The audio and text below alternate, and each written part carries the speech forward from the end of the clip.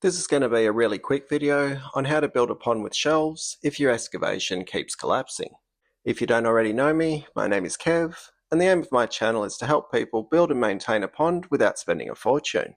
If that sounds like something that interests you, you might like to subscribe and check out my website, Ozponds.com. This video came about because a few people in the private community asked me about it. The private community is available to people who have purchased my pond building blueprint.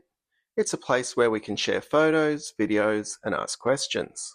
If you're interested, you can find all that info at ozponds.com. But anyway, let's get into it. So if you have a very sandy soil, or maybe you had a bunch of rain and it destroyed your beautiful excavation, here's what I would do. Basically, you still need to dig down to your ultimate depth, no matter what. If the sides keep collapsing, then you just need to keep digging, getting wider and wider so the slope is enough that the sides don't collapse. Once you reach your final depth, you can install your liner and underlayment. You'll then place in the rocks that form the walls of this bottom shelf. You can then flip the liner and underlayment over on itself and backfill with the dirt or sand or soil, whatever your digging conditions consist of. It'll also be a good idea to tamp it down so it's nice and sturdy for the next layer of rock, plus the weight of the water. You'll then fold the liner and underlayment back and lay your next course of rocks.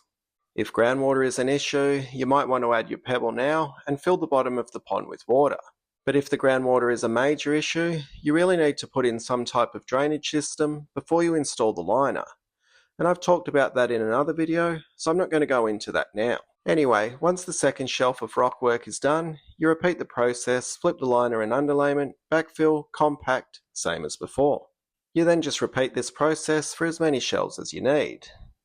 It's one of the many advantages of using a liner to create a natural looking pond.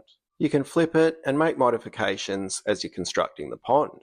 Some people might prefer to keep the sides sloped, and that's fine as long as it's very gradual and your substrate won't all roll down the sides and end up in the bottom of the pond.